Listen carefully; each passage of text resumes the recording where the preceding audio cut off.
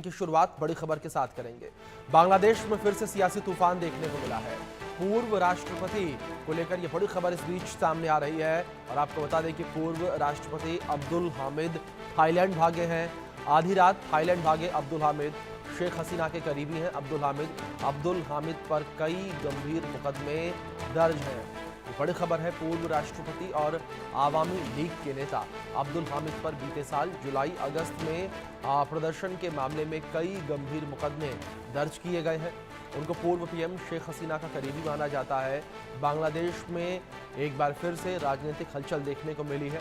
बांग्लादेश के पूर्व राष्ट्रपति मोहम्मद अब्दुल हामिद देश छोड़कर चले गए हैं। हामिद बेहद गुपचुप तरीके से रात के 3 बजे ढाका अंतर्राष्ट्रीय हवाई अड्डे से थाई एयरवेज की उड़ान से सवार होकर थाईलैंड चले गए। स्थानीय मीडिया रिपोर्ट्स की माने तो हामिद ने इतने आनन फानन में देश छोड़ा कि वो लुंगी में ही फ्लाइट में सवार हुए। 81 साल के अब्दुल हामिद 2013 से 2023 तक 10 वर्ष बांग्लादेश के राष्ट्रपति रहे हैं। वो शेख हसीना की आवामी लीग पार्टी से जुड़े हैं और कई मुकदमों का सामना कर रहे हैं। हाल ही में आवामी लीग पर भी बैन लगा दिया गया था। तो एक बार फिर से बांग्लादेश में सियासी उथल पुथल देखने को मिल रही है और पूर्व राष्ट्रपति देश छोड़कर चले गए हैं। बांग्लादेश में ये सियासी तूफान देखने को मिला जिस तरीके से, बड़ी खबर जो सामने आ रही है, पूर्व राष्ट्रपति अब्दुल हामिद थाईलैंड भागे हैं। बड़ी खबर है जो इस बीच सामने आ रही है। शेख हसीना के करीबी अब्दुल हामिद बताए जाते हैं। ये बड़ी खबर है जो इस बीच सामने आ रही है।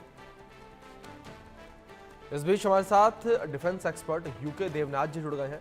देवनाथ जी, बहुत स्वागत आपका इंडिया न्यूज पर। सर, जिस तरीके से कि बड़ी खबर निकलकर सामने आ रही है कि बांग्लादेश में एक बार फिर से सियासी तूफान ये देखने को मिल रहा है, क्या जिस तरीके से पूर्व राष्ट्रपति अब्दुल हामिद देश छोड़कर भागे हैं, ऐसी ही स्थितियां बांग्लादेश में बनी रहने वाली हैं? लगातार लोग बांग्लादेश छोड़कर जाएंगे या आने वाले समय में आपको क्या लगता है कि स्थितियां सामान्य होती नजर आएंगी बांग्लादेश में? जी हाँ, जब से बांग्लादेश में मोहम्मद यूनुस की केयरटेकर सरकार पावर में आई है जी, पावर में तो क्या ही वो स्ट्रीट प्रोटेस्ट करते करते बसों को आग लगाते उन्होंने सत्ता हासिल कर ली है। पिछले साल अगस्त की बात है। जी, तब से बांग्लादेश में एक आबोहवा चली है जो कि जिसके 3 मुख्य बिंदु हैं। एक तो भारत विरोधी व्यवहार, और दूसरा है अवामी लीग और शेख हसीना के विरुद्ध व्यवहार, और तीसरा है कि कैसे जल्दी से जल्दी बांग्लादेश में उन सब लोगों को धरपकड़ किया जाए जो किसी भी तरह से शेख हसीना की सरकार या अवामी लीग की सरकार से जुड़े हुए थे। इसके रहते अब मोहम्मद यूनुस की सरकार जो है वो लगातार पाकिस्तान की गोद में जा रही है और चीन की जेब में बैठ रही है। हो ये रहा है बांग्लादेश में कि मोहम्मद यूनुस की सरकार तो चुनी हुई सरकार है नहीं। कुछ इस्लामी तत्वों की मदद से और कुछ रूढ़िवादी स्टूडेंट ग्रुप्स की मदद से वो गलियों में आग लगाते हुए, पत्थर फेंकते हुए पावर में आ गए हैं। तो गुंडाई एलिमेंट का बहुत ज्यादा प्रभुत्व है। जी, हाँ, वो कोशिश कर रहे हैं कि बांग्लादेश में किसी तरह का एक इलेक्शन हो जाए दिसंबर के महीने में, क्योंकि बांग्लादेश के ऊपर सभी देशों से दबाव है, खासतौर से यूरोपियन देशों से, कि मोहम्मद यूनुस की सरकार को जल्दी से वहां पर एक इलेक्शन कराना चाहिए। तभी यूरोप के देश कह रहे हैं कि वो बांग्लादेश को रिकॉग्निशन देंगे या बांग्लादेश को आर्थिक वित्तीय सहायता देंगे। तो मोहम्मद यूनुस की सरकार जब दिसंबर में इलेक्शन करा लेगी, हो सकता है उसके बाद नॉर्मलिसी उनके व्यवहार में आ जाए। तो जी, होता ये है कि बांग्लादेश में भारत विरोधी कदम लेने पर या भारत विरोधी बयान देने पर एक तबका है जो आंख बंद करके उसके बाद इन कट्टरपंथी ताकतों को वोट देता है। जी, ऐसा पहले भी हो चुका है। जी, जी। बिल्कुल। इस बीच हम अपने एक और खास मेहमान से अपने दर्शकों का परिचय करवा देते हैं। हमारे साथ संदीप श्रीवास्तव जी जुड़ गए हैं जो कि विदेशी मामलों के जानकार हैं। साथ ही साथ मेरे सहयोगी रैनिक दत्ता भी जुड़े हैं। रैनिक, मैं इस बीच आपके पास आना चाहूँगा और कुछ अपडेट्स मैं आपसे लेना चाहूँगा जो स्थितियाँ इस वक्त बांग्लादेश में बनी हुई हैं। जिस तरीके से लगातार बांग्लादेश को लेकर बात की जाए, बांग्लादेश के हालात यही बने हुए हैं। पिछले करीब करीब 1 साल से बांग्लादेश की स्थितियाँ डामाडोल बनी हुई हैं और जब से मोहम्मद यूनुस सत्ता में काबिज हुए हैं, लगातार उनका ये कहना है कि हम स्थितियों को सामान्य करने के लिए प्रयासरत हैं। लेकिन रैनिक, आप भी लगातार इन चीज़ों को देख पा रहे हैं, हम भी लगातार इन चीज़ों को देख पा रहे हैं, और जो तस्वीरें भी लगातार बांग्लादेश से निकलकर सामने आ रही हैं वो लगातार यही कह रही हैं कि बांग्लादेश में हालात सुधरते नजर नहीं आ रहे। हाँ, एकदम ही देखिए, जिस तरीके का तस्वीर बांग्लादेश से निकल के सामने आ रहा है, वो तस्वीर साफ कह दे रहा है कि कट्टरपंथी राज जब तक बांग्लादेश में कायम है, तब तक बांग्लादेश में ये तस्वीर नहीं बदलेगा।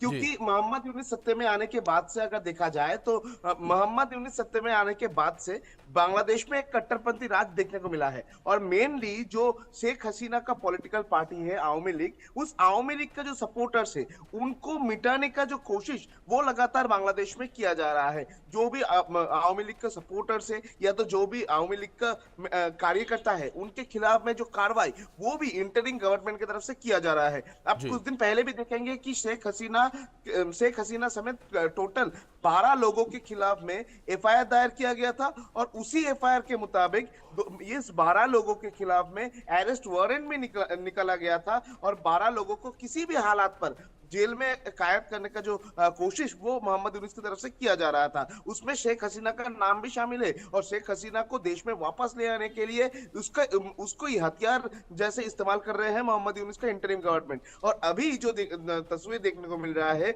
सिर्फ शेख हसीना का पॉलिटिकल पार्टी का मेंबर्स नहीं, उसके साथ साथ जो लोग शेख हसीना का होकर बात करते थे या तो बोल सकते थे करीबी है, आवामी लीग का करीबी है, उनके खिलाफ में भी कार्रवाई किया जा रहा है, उनके खिलाफ में भी एक्शन लिया जा रहा है। जिसका कारण में इस तरीके का जो घटना वो बांग्लादेश में सामने आ रहा है। बांग्लादेश का जिस तरीके का घटना सामने आ रहा है, उसमें एक बात तो साफ हो चुका है कि मोहम्मद यूनुस सत्ता में आने के बाद से ही जो पॉलिटिकल प्रेशर आवामी लीग के ऊपर तैयार किया जा रहा है, या तो बोल सकते हैं कट्टरपंथियों का जो प्रेशर आवामी लीग का जो सपोर्टर्स के ऊपर तैयार किया जा रहा है, उसके पीछे एक ही मकसद हो सकता है कि जो इलेक्शन होगा उस इलेक्शन में किसी भी हालात पर आवामी लीग को पार्टिसिपेट ना करना दिया जाए। बिल्कुल बिल्कुल ठीक कहा आपने कि लगातार यही हालात जो है वो बांग्लादेश में देखने को मिल रहे हैं। और मोहम्मद यूनुस को लेकर बात की जाए, जहां एक और वो ये कह रहे थे कि मुझे सत्ता का मोह नहीं है, लेकिन जो स्थितियां बनी हुई हैं उनको देखकर यही लगता है कि जो मोहम्मद यूनुस है वो सत्ता के मोह में, कुर्सी के मोह में फंसते चले जा रहे हैं। संजीव जी, मैं आपका रुख करूंगा। सर, जिस तरीके की स्थितियां बांग्लादेश में आप भी लगातार देख रहे हैं और अक्सर हम लोग इस विषय पर चर्चा भी करते रहे हैं, क्या आपको लगता है कि जिस तरीके से चुनाव की बातें कही जा रही हैं, बांग्लादेश में चुनाव मुमकिन है? क्योंकि मोहम्मद यूनुस को अब देखा जाए जिस तरीके से, शुरुआत में तो उन्होंने काफी बातें कही कि हम